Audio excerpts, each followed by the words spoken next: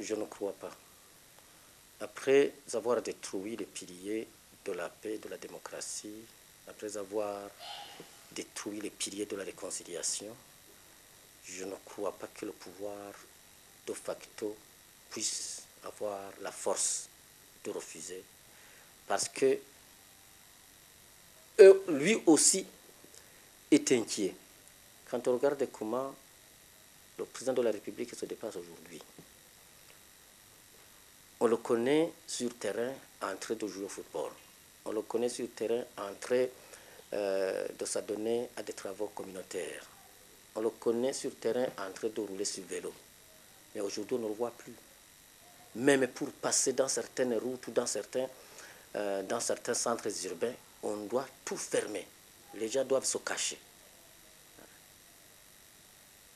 Rien ne circule sur la route. Quand on voit comment le soi-disant ministre de la Sécurité publique, comment il se déplace de chez lui au service, du service à chez lui, parce qu'il ne fait que son chemin.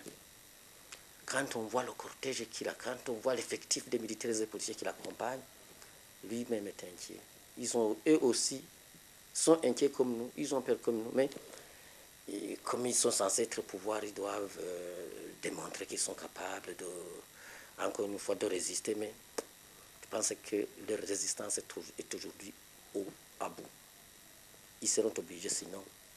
Et le chapitre 7, l'article, je pense que c'est l'article 5, 4, ils seront obligés d'appliquer cela. Quand le pays est menacé et qui risque de menacer les voisins, je le disais, les Nations Unies et l'Union africaine ont prévu des dispositions dans leur charte qui leur permettent d'intervenir sans l'autorisation de ce pays. C'est ce qui risque d'y arriver.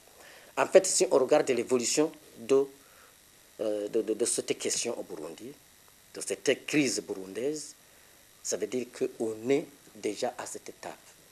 Ce qui reste, c'est le déploiement des troupes, ou bien de gré ou de force.